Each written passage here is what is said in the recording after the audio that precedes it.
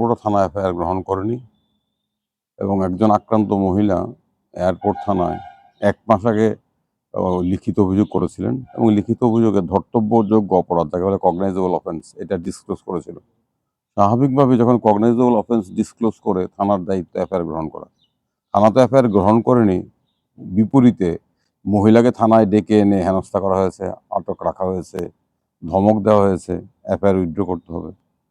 তো এর বিরুদ্ধে ওই ভুক্তভোগী মহিলা, একজন মধ্যবয়স্কা নারী, পুলিশ সুপারকে জানিয়েছিলেন লিখিতভাবে, তাও প্রায় ২৫ দিন পূর্বে। পুলিশ সুপারকে জানানোর পরও কিছু হয়নি। তো গতকালকে প্রধান বিচারপতি ডিভিশন বেঞ্চে মামলাটা উঠেছিল। উনি বাধ্য হয়ে ওনার আইনজীবীদের মাধ্যমে আদালতে এসেছেন, তরুণ আইনজীবীদের মাধ্যমে।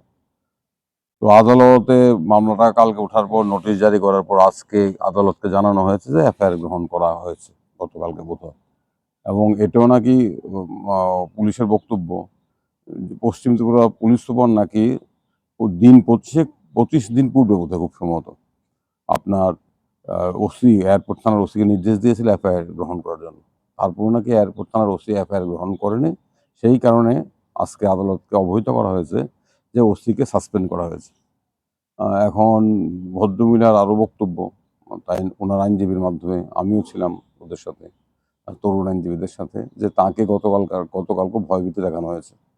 উচ্চ আদালত এই যে গতকালকে ভয়ভীতি দেখানো, মামলা তোলার জন্য চাপ দেওয়া, এইটা লিখিতভাবে হলফনামার মাধ্যমে জানাতে বলেছেন।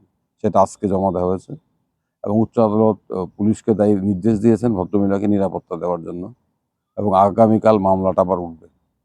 এই হলো বিষয়।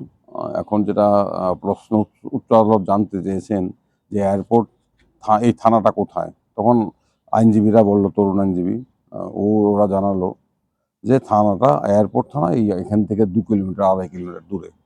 তখন উচ্চ আদালতের প্রধান বিচারপতি মৌখিকভাবে যে পর্যবেক্ষণ করলো সেটা হচ্ছে, আগরতলা শহরের মধ্যে থানায় যদি এই অবস্থা হয় তো রাজ্যের অন্যত্র কোথায় কি হচ্ছে, এটা হচ্ছে উচ্চ আদালতের মৌখিক পর্যবেক্ষণ।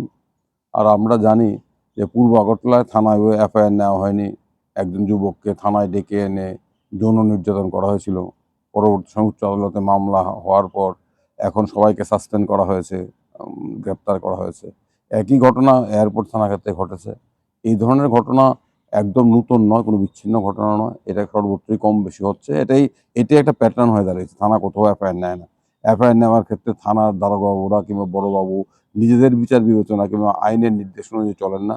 তারা কোনো অদৃশ্য কর্তৃপক্ষের নির্দেশে চলেন এবং কোন অদৃশ্য কর্তৃপক্ষ এটা আপনারা সবাই জানেন, বলা বাহুল্য। এখন দেখা যাক কি হয় এবং মানুষকে বারবার আদালতে ছুটে আসতে হচ্ছে।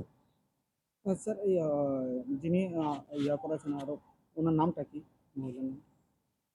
নামটা কি? নামটা তো আমি দেখে বলতে হবে। না, ওই আবেদনকারীর নাম ঝুমা রয়। ঝুমা ঝুমা ঝুমা। আচ্ছা, আর ওসিকে কি সাসপেন্ড করা হয়েছে? আমরা তো শুনলাম আদালতে জানিয়েছে সাসপেন্ড করা হয়েছে গতকাল।